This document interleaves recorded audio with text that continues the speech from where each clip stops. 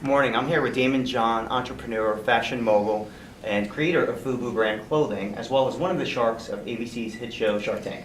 Yep. Daymond, thank you for joining me. I got to tell you, it's a real inspiration to have somebody like you. I've heard you speak, and I'm happy that you were able to join us today. Oh, thank you. Appreciate it. So, Daymond, I'm creating a book, or created a book called The Creative Mind, and what it is, it's a practical manual.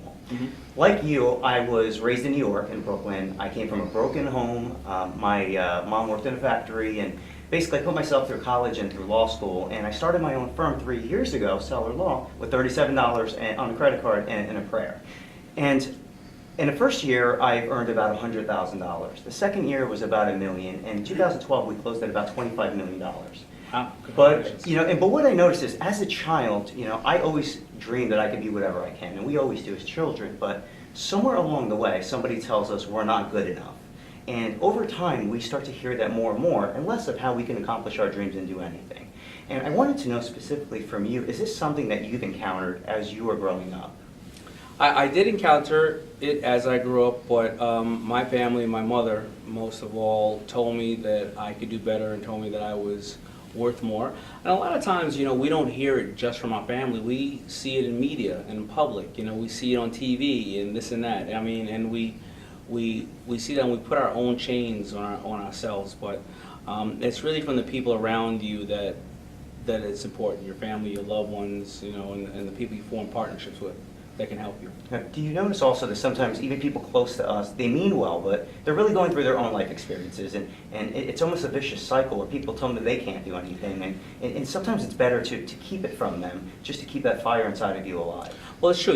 I speak often about goal setting, and goal setting can be used in a negative aspect as well. If you're setting a goal mentally that you will never find a mate, or you will never get anywhere, or nobody of your color or of your gender ever has done this, it can't happen. You just set a mental goal against yourself as well. So a lot of times you do have to keep it amongst yourselves, because you're the only one that's going to believe in you. If you don't believe in yourself, then who else is going to believe in you? Right, and over time that fire is a little bit snuffed out till it's a dull amber, and it could be extinguished by other people if you let it, or it can turn into a raging fire. Absolutely. Okay, excellent. And I talk about the creative mind and how people can creatively succeed in business. And what I've learned along the way is that I would take a business that's stagnant, and maybe it's breaking even, maybe it's losing money, but I put my own creative twist in it, and all of a sudden I find myself a pioneer in an industry that doesn't exist. Right. Have you created that in your own business and your own entrepreneurship? Well, I often say that there is absolutely nothing that you're going to do new in the world. I didn't put 3 sleeves on a t-shirt. I always give the example that Twitter was a note on a pigeon's leg 1,000 years ago. So it's always going to be a new creative twist, a new angle that's going to make it happen. But there's absolutely nothing new in the world. So it's all about branding, positioning, improvement and development. They always said even Steve Jobs was more of a tweaker than a creator. He would find things and he would tweak it. And, life is about tweaking, right? Sure, absolutely. And I know that there are a lot of books, or hundreds of books out there, metaphysical books, that say, put it out there and it will just come to you without any action that you require. Mm-hmm. And I know that action, at least in my life, and I'm sure in your life, is a really big part of what makes things happen. So some people are scared to dream or go after their dreams, but as I heard you in many of your talks, you talk about taking that step and keep swimming and keep moving forward. Yeah. What advice would you give to somebody else who has that idea but is so fearful of it not Well, I coming think that you have to take small steps if you're really fearful, but you have to go in a certain direction. If you suffer from what we call analysis paralysis, then you'll never move.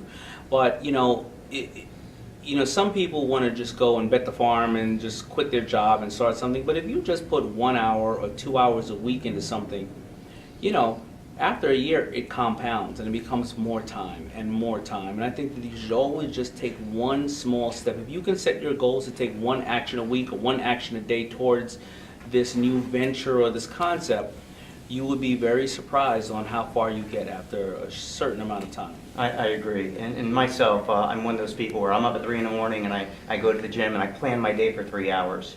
And I really demand 3 steps for me to move forward every day. Well, people today, they want immediate gratification, and there's the saying that people overestimate what they can accomplish in 1 year and they underestimate what they can accomplish in 10. Interesting. You know? Okay. And my final question is family. How do you juggle it all? Do you turn it off? That's very difficult for me to, as I grow, to just turn off that phone, because there's always something. And the more success I achieve, the more I have to be available on the phone. And I have a wife and 3 children, 3 girls, and that's my sacred time, and I want to have that time for them. But how do you manage it all? It's challenging. I mean, I'm challenged with that every day. You know, on you think about it, on one side, if we didn't have those digital devices, then we'd have to be literally stuck in the office, and we wouldn't have any time at all. But on the flip side, if you know the office is a mental thing and it's in our mind, then we're never with our kids, even when we're physically with our kids. Sure. What do we do? So, I mean, that really is challenging. We try, my family and I, we try to, when we're at dinner, no communication besides with everybody at the table, and I try to say, hey, girls, I'm going to my room for a little while, and I'll try to knock out everything, and then I'll leave my stuff in the room. But that is a challenge, and I can't say that I've mastered that, totally yet, but it's an ongoing. As long as you acknowledge it and you see that there is a problem with it, you know what? Matter of fact, we can barely stop texting and driving, and we know we may lose our lives doing that, right? So it's really a challenge, and we have to always keep that in mind. Sure, and emails are supposed to save time. That was the point, Yeah. and we find ourselves addicted to phones and trying to manage everything. But again, I want to thank you for coming out. You really have been an inspiration to myself and to many other viewers out there. Thank you. Thank you.